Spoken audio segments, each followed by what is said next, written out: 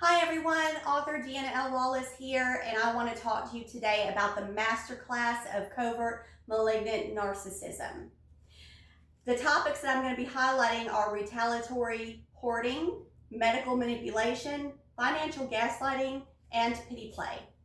And I'm hoping that I can get through this without stuttering because it's a lot to unpack, but I'm wanting to talk to you all about this because you might have had similar situations occur in your household that left you confused.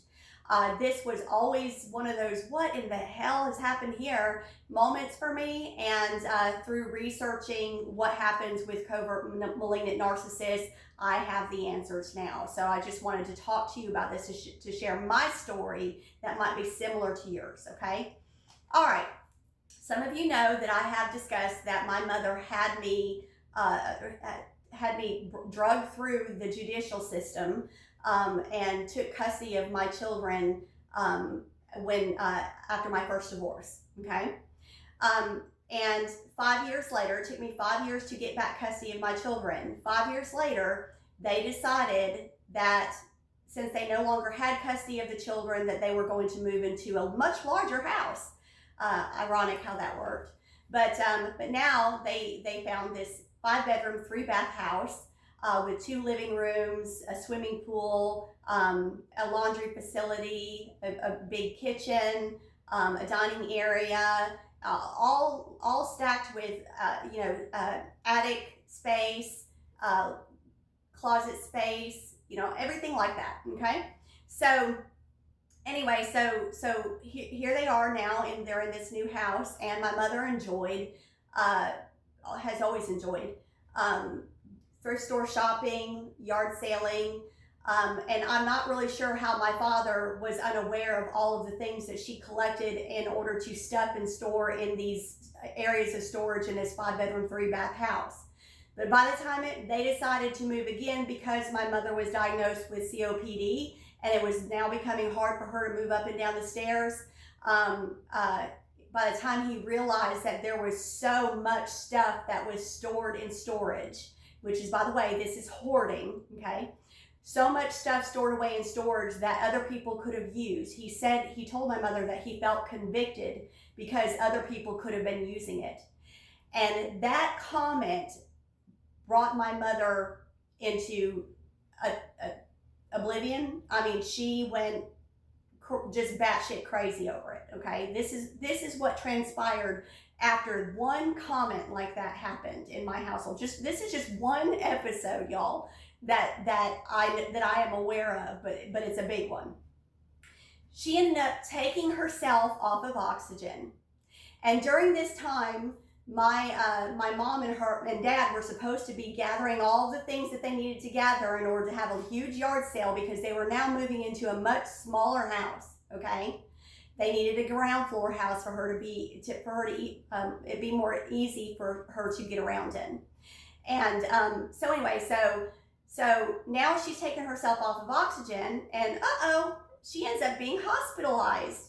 And of course, she had to play the role of I'm not feeling well, blah, blah, blah, all that pity that was bestowed upon her. She ends up in the hospital. What did they do to correct the problem? They put her on oxygen, and it leaves my dad needing to get prepared for this yard sale. So I ended up being the one that actually came over and assisted him to bring boxes up and down the stairs and get everything set up for the yard sale. And during the yard sale, apparently some things that she didn't want to be sold were sold. So when she came out of the hospital, this gave her another thing that she could be griping about. The fact that things were sold that she didn't want to be sold, and if she was there, she wouldn't have sold them. But remember, she's the one who put herself in the position to not be there, okay?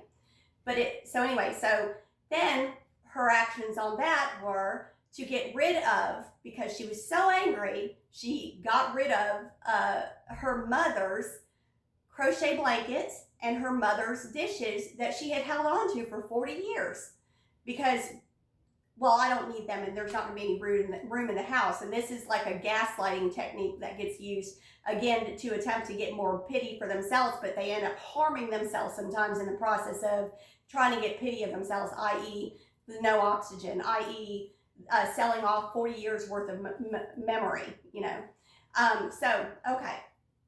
So now she sold this stuff, or she's gotten rid of this stuff as well, and they move into this new house, and my dad and her had the carpet pulled up from the floors and all hardwood laid down before they ever even moved in, and now she wanted a new refrigerator, and my dad told her no, that the refrigerator that they had was fine and they didn't need to get a new refrigerator.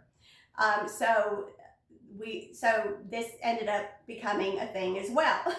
All right, so while she was there, this is carrying over from the original comment now, okay? While she was there, she refused for the first 2 to 3 months to unpack and make the home feel like a home because she was so upset about being there and how things transpired and the comment that was made and blah, blah, blah, even though originally she seemingly liked this house.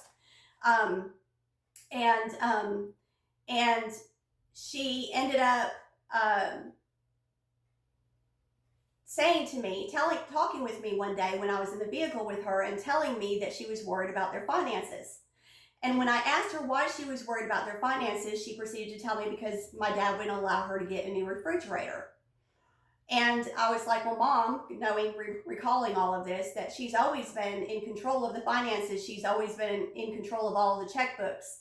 And so she would know the finances, and I proceeded to tell her this information, and it stopped her from saying anything more. She also proceeded to tell me that she had considered divorcing my father over the comment that he made because it made her so angry. And I had to say to her, Mom, you know, there was a lot of stuff in the house, and I don't think that Dad meant anything by it, that he was probably genuinely convicted because there was a lot of stuff that nobody was using.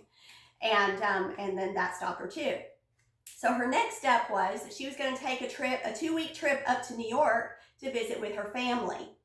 And she ended up setting herself up in a situation that she has griped and complained about before when she was up there, which is staying with her stepmother. So what apparently happens when she stays with her stepmother is that her stepmother doesn't want her to use her vehicle. Her stepmother will go with her while she drives her vehicle, but she doesn't want her using the vehicle by herself. So the stepmother agreed to go, or wanted to go with her everywhere that she went.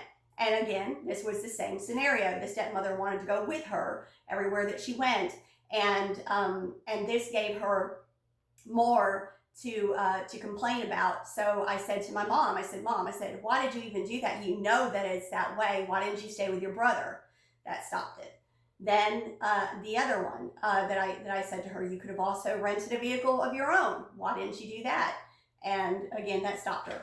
But what it did do is it allowed her to have a story to go back to my father with, so that he would have pity on her, so that when she returned home, everything was basically water under the bridge. Everything that had occurred was basically water under the bridge. Now, y'all, this was months long worth of this behavior. Months long worth of this behavior. And it included her taking herself off of oxygen, and it included her selling off her own mother's crochet blanket and dishes that she had held on to for 40 years. And it included her taking a trip up to upstate New York. We live in Alabama. She took a trip all the way up to upstate New York just to visit family and stayed there for 2 weeks just to create this scenario. This is what it took. And by the way, yes, when she came home, guess what she got? A new refrigerator. And this is covert malignant narcissism at its greatest. So if you have this experience, let me know.